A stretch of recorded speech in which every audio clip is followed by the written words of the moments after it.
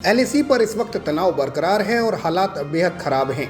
तो दूसरी तरफ चीन बातचीत का नया ड्रामा कर रहा है। ड्रामा इसलिए क्योंकि एक तरफ चीन जहां बातचीत की बात करता है तो दूसरी तरफ भारत को धमकी दे रहा है।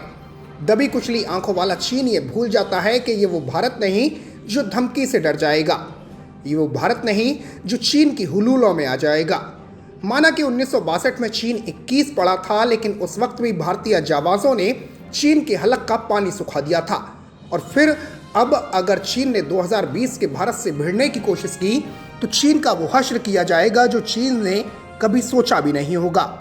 आपको बता दें कि चीन ने अब भारत को नई धमकी दी है, और ये धमकी क्या है वो आपको बताएंगे, लेकिन उससे पहले आपको बता दें कि हालात इस वक्त युद्ध जैसे हैं और देश की तीनों सेनाएं चीन को सबक सिखाने के लिए बेताब हैं। तो सबसे पहले भारत की तीनों सेनाओं के जवानों के लिए कमेंट में जय हिंद जरूर लिखें और खबर को आज शेयर करना बिल्कुल न भूलें। आपको बता दें कि पूर्वी लद्दाख में भारत चीन के मध्य बढ़ते तनाव के बीच चीनी कम्युनिस्ट पार्टी के मुखपत्र ग्लोबल टाइम्स ने चेतावनी दी है कि यदि सीमा पर तनाव जारी रहता है तो भारत को चीन, पाकिस्तान और नेपाल से सैन्य दबाव का सामना करना पड़ सकता है। Shanghai academy of social sciences के इंस्टीट्यूट ऑफ इंटरनेशनल रिलेशंस के शोध सहयोगी हु जियोंग का हवाला देते हुए समाचार पत्र में प्रकाशित एक संपादकीय में कहा गया है कि भारत एक ही समय में चीन, पाकिस्तान और नेपाल के साथ सीमा विवाद में लगा हुआ है।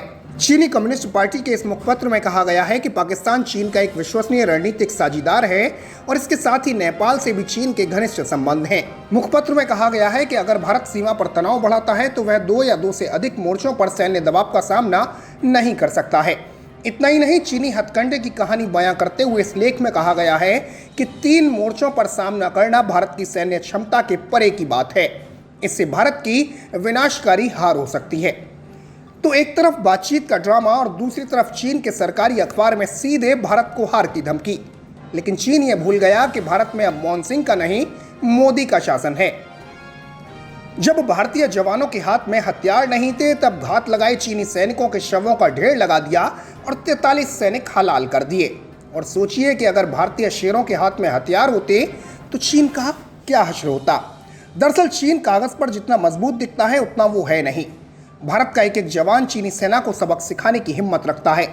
और दूसरी तरफ इस वक्त पूरी दुनिया भारत के साथ खड़ी है। अमेरिका हो या फिर इजराइल या फिर दुनिया के दूसरे देश, हर कोई इस वक्त भारत के साथ खड़ा है। और चीन ने अगर भारत से भिड़ने की कोशिश की तो उसे तगड़ा जवाब दिया जाएगा।